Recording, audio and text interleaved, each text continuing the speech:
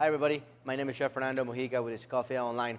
So today we're going to talk a little bit about storing and freezing products, specifically different types of meat, fruits and vegetables. Okay, so let's start a little bit with the beef and the meat product. Okay, so meat, and by meat I mean beef, lamb, pork, veal, so things like that. So all the red meat. Okay, so for those, the best way to when you're storing those, obviously they got to be under refrigeration because they're highly perishable. So you want to keep those at a temperature between 34 and 39 degrees. For beef, all the red meat, the beef, the pork, the veal, all of that, what I like to do is the best way of doing it is you want to put a sheet pan, and you want to put parchment paper on the sheet pan, and then you want to put the beef on top of that, and then on top of the beef you want to put another sheet of parchment paper. So you cover both the bottom and the top. The reason for that is because if you put meat right into the sheet pan, that metal is going to actually make the meat darker. It's going to lose some of that color. It's going to spoil a little faster. Same thing with the light and the oxygen. So the parchment paper prevents the light from going into the meat, and so it doesn't discolor as fast. So that's the reason behind the parchment paper on top. So you do that for, again, beef, veal, pork, all the types of red meat. Okay. So after you've done that, you want to wrap it up as tight as possible, and the reason for that is because then it prevents the oxidation, prevents the air from coming into and spoiling the meat. So after you wrap it up, you place that in the cooler, again 34 to 36 degrees. Okay. Now ground beef, it has a shorter life than solids like the New York steak or all the solid muscles. I would say ground beef keeps you anywhere from 3 to 5 days. Whole muscles can last you up to a week.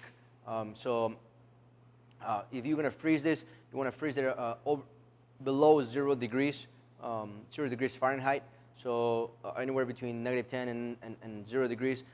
When you thaw it out, if you're going to thaw it, never thaw any frozen product under hot water. That's going to only make it easier for cross-contamination to be possible, any of bacteria to bring up the temperature of the meat. So you always want to thaw it slowly. Ideally, if you're going to take it out of the freezer today, you're going to use it in the next 2 or 3 days.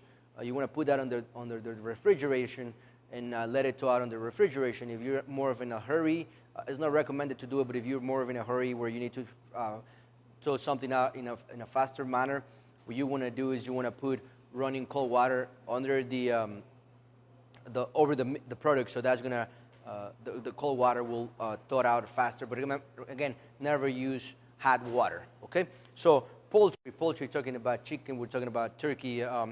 So those, you always want to keep it under, same thing, they're very susceptible to cross-contamination, especially to salmonella. So you always want to keep those between 32 and 39 degrees. Large birds are going to last you for about 4 days. Smaller birds are going to last you for about 2 days. If you want to freeze them, you want to freeze those to under 0 degrees Fahrenheit. So the thing when storing this is that you always want to store these over ice. So if you have chicken, you want to put a container of ice and then your container with poultry on top of that.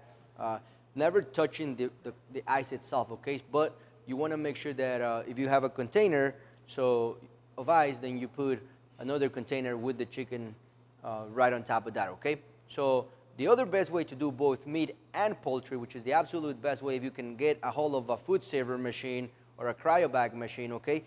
For that, you just want to put the chicken breast right into the a cryo bag, and these are actually special bags. You put your product there on the bag, and then you want to make sure that it's laying nice and flat, okay?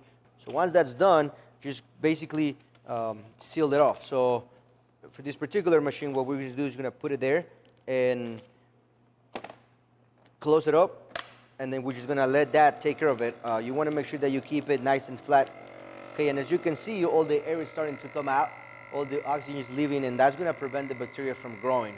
From here on out, you can put it in the freezer. Again, if you want to put chicken or poultry, you want to have some ice, and then you'll put this right on top of the ice. That's as far as poultry goes, and you can do the same thing with meat. You can cryoback it, same concept, and that will last you a little bit longer as well.